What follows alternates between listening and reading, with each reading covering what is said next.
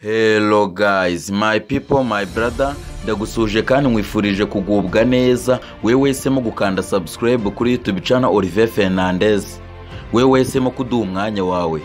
Ni iby'agaciro kandi komeza udukurikirane, natwe ntituzahwema kubagezaho amakuru y'imyidagaduro azabagezweho mu Rwanda ndetse no ku isi yose muri rusange.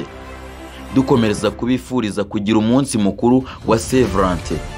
Rezamire amakuru yacu tuyatangire muri UEFA Champions League. Ni kimwe cy'umunani kirangiza, bagarutse nyuma y'amezi abiri. Ku munsi w'ejo tariki 15 ekipi ya Paris Saint-Germain ya Lionel Messi ndetse na Kylian Mbappe izamanuka mu kibuga yakira ekipi ya Real Madrid.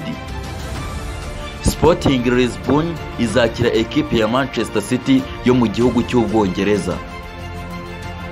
Nubundi muri UEFA Champions League ku munsi wo kuwa gatatu ni tariki 16 z'ukwa kabiri mu mwaka wa 2022 UEFA Champions League izakomeza. Ikipe ya Inter Domira ya Lautaro Martinez izakira Liverpool, ni mu gihe Salzburg izakira Bayern Munich. Rezamire amakuru yacu tuyakomereze muri UEFA Europa League.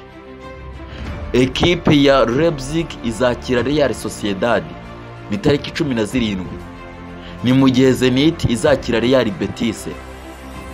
Ekipe ya Atalanta izakira Bonn. Ni mu gihe ekipe ya FC Barcelona izakira ekipe ya Napoli. Ekipe ya Borussia Dortmund izakira ekipe ya Rangers. Ekipe ya Porto izakira ekipe ya Lazio Roma. FC Barcelona nyuma yo kuva mu marushanwa UEFA Champions League ikerekeza muri Europa irahabwa amahirwe yo gutwara irushanwa rwa UEFA Europa League, ubundi ikazerekeza muri UEFA Champions League muri sezo ya 22-23. Rezamire amakuru yacu tuyakomereze muri transfer, niyo mikino ihari muri Champions League ndetse na UEFA Europa League nyuma y'amezi abiri rwose iyi mikino itari gukomeza. Kimwe cy'umunani bagarutse. Rezamire amakuru yacu tuyakomereze muri transfer. Uyu musore yitwa Jules Koundé akaba amaze gusinya na ekipe ya Chelsea de Blues kuri $60,000,000 akaba azerekeza muri Chelsea mu kwezi kwa gatandatu. Rezamire amakuru yacu tuyakomereze mu ikipe ya Tottenham Hotspur. Amazina ye yitwa Harry Kane, afite imyaka 28 y'amavuko, kuri $100,000,000 ikipe ya Manchester United irifuza kumusinyisha akazaza gufatanya na Cristiano Ronaldo kureba ko bazahesha ikipe ya Manchester United igikombe. Rezamire amakuru yacu tuyakomereze mu ikipe ya Leicester City. Amazina ye yitwa Yuri Tielemans, afite imyaka 24 y'amavuko. Uyu musore yagiye yifuzwa na ekipe ya Liverpool, ariko kera kabaye ekipe ya Liverpool yashyize deadline hasi kuri $40,000,000. Ekipe ya Liverpool ifuza kumusinyisha akazaza kuyifasha muri sezo ya 22-23. Rezamire amakuru yacu tuyakomereze mu ikipe ya Chelsea nyuma yo gutwara igikombe cya UEFA Champions League bagombaga gukina amarushanwa ahurirwamo n'ama ekipe yatwaye ibikombe ku migabane arimo. Ekipe ya Chelsea yari yatwaye igikombe cya Champions League ku mugabane w'Uburayi, agenda ahura n'andi ma ekipe agiye atandukanye ku isi. Chelsea yaje gutwara iki gikombe cy'isi cy'amakerebe.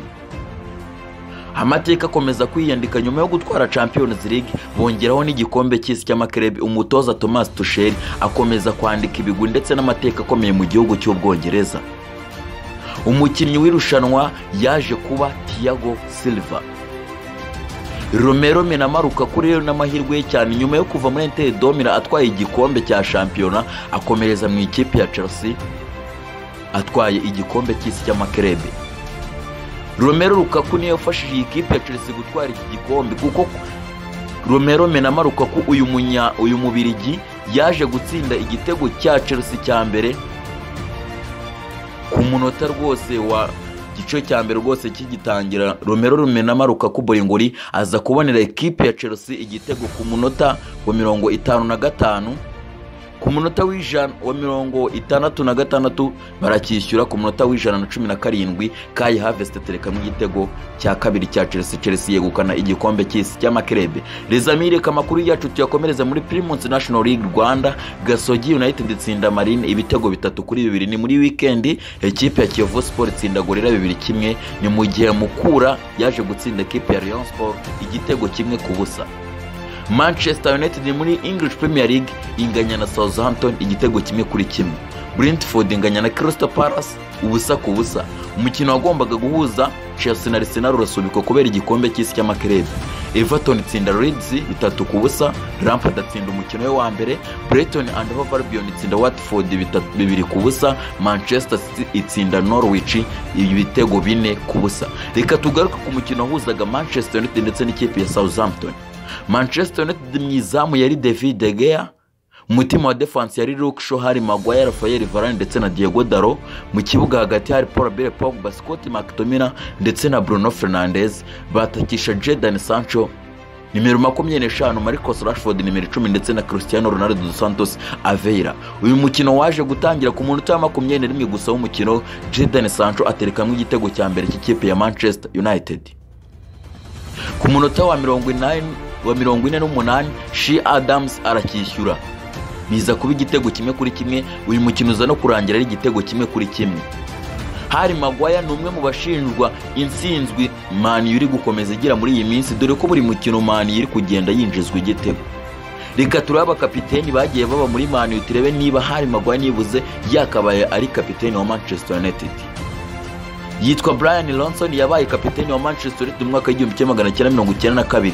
Steve Bruce 94, Eric Cantona 96, Roy Keane 97, Gary Neville 2005, Nemanja Vidic 2008, Wayne Rooney 2010, Michel Carrick 2018, Antonio Valencia 2019, Ashley Young 2019. Hari Maguire yabaye kapiteni wa Manchester United mu mwaka wa 2020 kugeza 2022. Cristiano Ronaldo amaze imikino 6 nta gitego arinjiza. Ibi bintu byaheruka kuri uyu mugabo w'umunyaportugal mu mwaka wa 2009. Wakibaza ngo iyi mikino amaze ataratsinda igitego ni iyihe? Cristiano Ronaldo yakinnye umukino wa Wolverhampton Wanderers ntiyatsinda igitego, akina umukino wa Brentford ntiyatsinda igitego, akina umukino wa West Ham ntiyatsinda igitego, akina umukino wa Middlesbrough banasezerewemo ntiyatsinda igitego, akina umukino wa Burnley ntiyatsinda igitego, kongeraho n'uyu mukino wa Southampton banganyijemo n'ubundi ntiyatsinze igitego.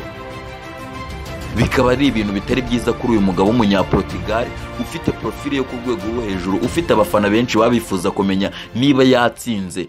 Ese ubuzima bwe bumeze bute? Nyamara nubwo Cristiano Ronaldo dos Santos Aveira datsinda, ntibibuza abafollowers kwiyongera.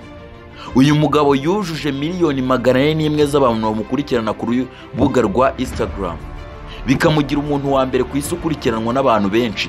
Ubaka kanya ufashe ikipe ya Manchester United, Real Madrid, FC Barcelona, Paris Saint-Germain, wasanga zifite abafollowers miliyoni 39, miliyoni 390. Nyamara Cristiano Ronaldo we afite miliyoni 401. Ni ukuvuga ngo ararusha amakipe 6 akomeye ku mugabane w'Uburayi abafollowers. Numwe mu bagabo bakomeye mu mupira w'amaguru, numwe mu bagabo batazibagirana. Rizamiri amakuru tuyakomereje muri German Bundesliga. Borussia Mönchengladbach yatsinze Augsburg ibitego 3-2, Wolfsburg itsinda Eintracht Frankfurt ibitego 2-0, Mainz 0-5 inganya na Freiburg 1-1, Stuttgart itsinda Hegel ibitego 2-1, Bonf itsinda Bayern Munich ibitego 4-2. Reka dukomereze muri Serie A, ikipe ya Lazio Roma itsinda ikipe ya Bologna ibitego 3-0, Napoli inganya na Inter igitego 1-1, Inter itiyobora. Torino itsindwa na Venezia ibitego 2-1. Muri Ligue A, ikipe ya Lille yatsinze Montpellier igitego 1-0, Olympique Lyon itsinda Nice igitego 1-0. Muri Primus National League Rwanda ku munsi wo ku cyumweru ni shampiyona y'igihugu cy'u Rwanda, ikipe ya AS Kigali yatsinze Espoir ibitego 4-0, Bugesera inganya na Musanze 1-0, APR itsinda 2-0 Gicumbi, Rutsiro itsindwa na Etincelle 2-0, Rwanda Police itsinda Etincelle ibitego 6-0, Police itanga isomo rya ruhago.